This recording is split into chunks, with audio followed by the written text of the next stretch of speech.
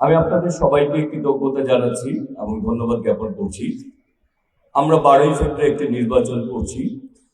এই নির্বাচনটিকে আমরা অত্যন্ত গুরুত্বের সাথে নিতে চাই, কারণ আমরা মনে করি যে বাংলাদেশে একটি গণতান্ত্রিক বাংলাদেশ এবং বাংলাদেশকে স্থিতিশীল রাখতে হলে 12ই ফেব্রুয়ারি নির্বাচনটি বাংলাদেশের জন্য অত্যন্ত গুরুত্বপূর্ণ। এই নির্বাচনে ব্যাপক ভোটার উপস্থিতির মাধ্যমে আমরা আগামী দিনে বাংলাদেশকে স্থিতিশীল রাখতে পারি। আমরা এই ভোটার উপস্থিতির মাধ্যমে আমরা বাংলাদেশকে একটি গণতান্ত্রিক বাংলাদেশকে বাস্তবায়ন করতে পারবো। আর আমরা আপনার পরিবার সন্তানদেরকে নিরাপদ রাখতে হলে আমরা যদি মনে করি আগামী দিনে আমার সন্তান তার ভবিষ্যৎকে নিরাপদ রাখবো এবং বাংলাদেশের রাজনৈতিক, অর্থনৈতিক, গণতান্ত্রিক পরিবেশ স্থিতিশীল থাকবে, তাহলে অবশ্যই 12ই ফেব্রুয়ারি নির্বাচনে আপনারা সকলে আমাদের পরিবার, আত্মীয় স্বজন সবাইকে নিয়ে আমাদের সেদিন উপস্থিত থাকা উচিত। আজকে দীর্ঘ আত্মত্যাগের বিনিময়ে অর্জিত এই নির্বাচন, অনেক সহযোদ্ধারা রক্ত দিয়েছেন, অনেক সহযোদ্ধারা জুলাই গণঅভ্যুত্থান ছাত্র জনতা আত্মহত্যা দিয়েছেন এবং শহীদ শরীফ ওসমান হাদি সহ সবাই এত যে আত্মত্যাগ, এত জীবন উৎসর্গ করেছেন। আমরা 12ই ফেব্রুয়ারি আমাদেরকে জীবন উৎসর্গ করতে বলছি না, কিন্তু তাদের সেই আত্মোৎসর্গের প্রতি সম্মান জানানোর জন্য আপনাদেরকে বলছি যে আপনারা এই নির্বাচনটি বাস্তবায়ন করবেন এবং এই নির্বাচনে ভোটার উপস্থিতি, আপনাদের উপস্থিতি প্রমাণ করবে আগামী বাংলাদেশ কোন দিকে যাবে। আপনারা যদি ব্যাপকভাবে উপস্থিত হন, তাহলে বাংলাদেশ একটি গণতান্ত্রিক বাংলাদেশ হবে এবং আমি যে কথাটি বলি, আমি এই দেশের নাগরিক, আমি এই দেশের মালিক, সেই মালিকানা আপনি ফিরে পাবেন। আর আমরা যদি না হই, তাহলে আবার একটি বাংলাদেশের যে চক্রান্ত ষড়যন্ত্র চলছে, সেই তাবেদারি রাষ্ট্র বা তাবেদারি রাষ্ট্র হিসেবে বাংলাদেশকে পরিণত করা, বাংলাদেশের গণতন্ত্রকে ধ্বংস করা, সেদিকে বাংলাদেশকে যেতে হবে। আমরা অবশ্যই চাই না আমাদের সন্তান, আমাদের ভবিষ্যৎ এবং বাংলাদেশ অস্থিতিশীল হোক। আগামী দিনে আমরা যাতে সবাই ঐক্যবদ্ধ থাকি নির্বাচনে, সেটি আপনাদের নিকট আমার প্রত্যাশা এবং দাবি। আমরা সবাই বলি আমরা ঢাকা নয়ের উন্নয়ন চাই। আমরা ঢাকা নয়ে যারা বসবাস করি, আমরা বঞ্চিত, নাগরিক সুবিধা থেকে বঞ্চিত। আর এই নাগরিক সুবিধা থেকে যদি আমরা উত্তরণ করতে চাই, তাহলে আমাদেরকে সর্বোচ্চ ভোটার উপস্থিতি আমরা যখন প্রমাণ করতে পারবো, তখন আমরা আমাদের দলকে বলতে পারবো এই এলাকার মানুষ সর্বোচ্চ ভাবে ভোটের উপস্থিত ছিল। আর সেই ভোটটি যদি ধানের শীষের পক্ষে হয়, তখন আমরা বলতে পারবো এই এলাকার মানুষ সর্বোচ্চ ধানের শীষে ভোট দিয়ে ধানের শীষ প্রতীককে বিজয়ী করেছে। সুতরাং এই এলাকার মানুষের দাবি দাবা সবার আগে চাহিদাগুলি পূরণ করতে হবে।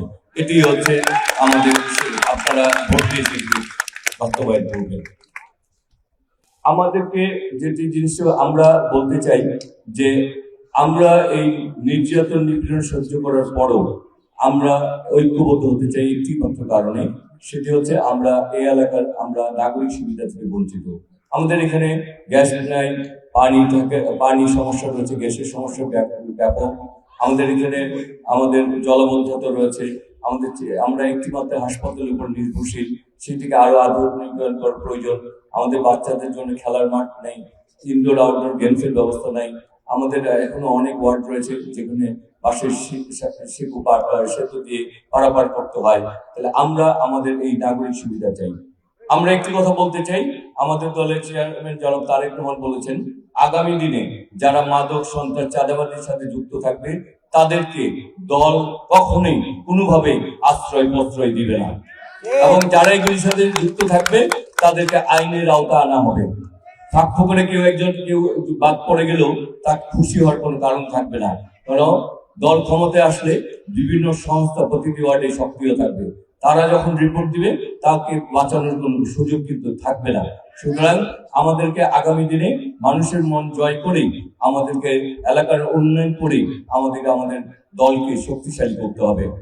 আর একটি কথা মনে রাখতে হবে, যে দলের প্রতিষ্ঠাতা শহীদ রাষ্ট্রপতি জিয়াউর রহমান স্বাধীনতার ঘোষণা দিয়ে সশস্ত্র সংগ্রাম করে মানচিত্র দিয়েছেন, পতাকা দিয়েছেন, যে দলের নেত্রী দেশনেত্রী বেগম খালেদা জিয়া স্বৈরাচারের বিরুদ্ধে আপোষহীন থেকে আন্দোলন সংগ্রাম করে সন্তান হারিয়েছেন, গৃহ হারিয়েছেন, মিথ্যা মামলার জয় কারাগারে গিয়েছেন, বিনা চিকিৎসা মৃত্যুবরণ করেছেন, তারপরও দেশের স্বার্থে কোনো কিছু কখনোই আপোষ করেনি, সেই দলের কর্মী হয়ে আপনি আমি কখনোই মানুষের ক্ষতি করে পার পেয়ে যাব, সেটি কখনোই হতে পারে না এবং সেটি কখনোই হবে না।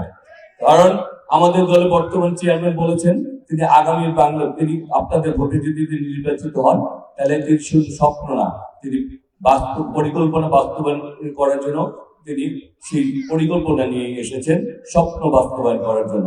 সুতরাং সেই পরিকল্পনার অধীনে যখন এই এলাকার সবচেয়ে বেশি উন্নয়ন আমরাই দাবিদার হব, কারণ আমরাই সবচেয়ে বেশি অবহেলিত। সুতরাং আমরা আগামী বাংলাদেশকে যেমনি ভাবে করতে চাই, ঢাকা 9কে করতে চাই। আমরা একটি নিরাপদ একটি গণতান্ত্রিক একটি উন্নয়নের ঢাকা 9 করতে চাই। সেই প্রত্যাশা রেখেই আপনারা আমার সকলের কাছে বিদায় দিচ্ছি। সবাই ভালো থাকবেন।